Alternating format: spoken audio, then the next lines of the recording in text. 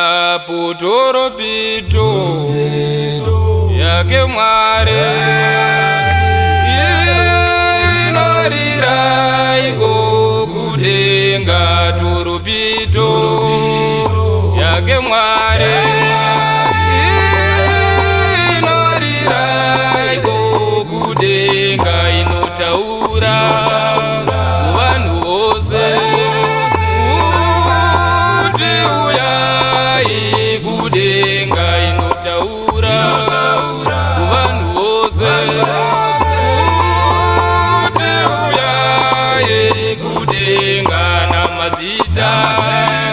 edu tose achadaidzwa kudenga, namazita edu tose achadaidzwa kudenga, kuti uyai, kuti uyaiwo, kuti uyai kudenga, kuti uyai, kuti uyaiwo, kuti uyai kudenga, namazita edu tose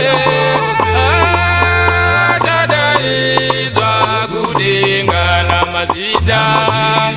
edu tose achadaidzwa kudenga, kuti uyai, kuti uyaiwo,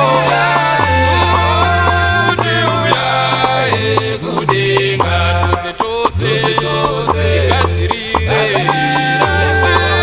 watichadanwa kudenga, tose tose tigadzirire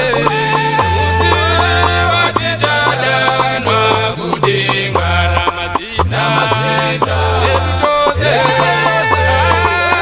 achadaidzwa kudenga, namazita edu tose achadaidzwa kudenga, kuti uyai, kuti uyaiwo, kuti uyai kudenga, uyai, kuti uyai, kuti uyai kudenga, uyai, kuti uyai, kuti uyai kudenga, tinzire nyasha, tinzire nyasha, tinzire nyasha, una Jesu, tinzire nyasha, tinzire nyasha, tinzire nyasha, iva Jesu, namazita edu tose achadaidzwa kudenga, namazita edu tose achadaidzwa kudenga,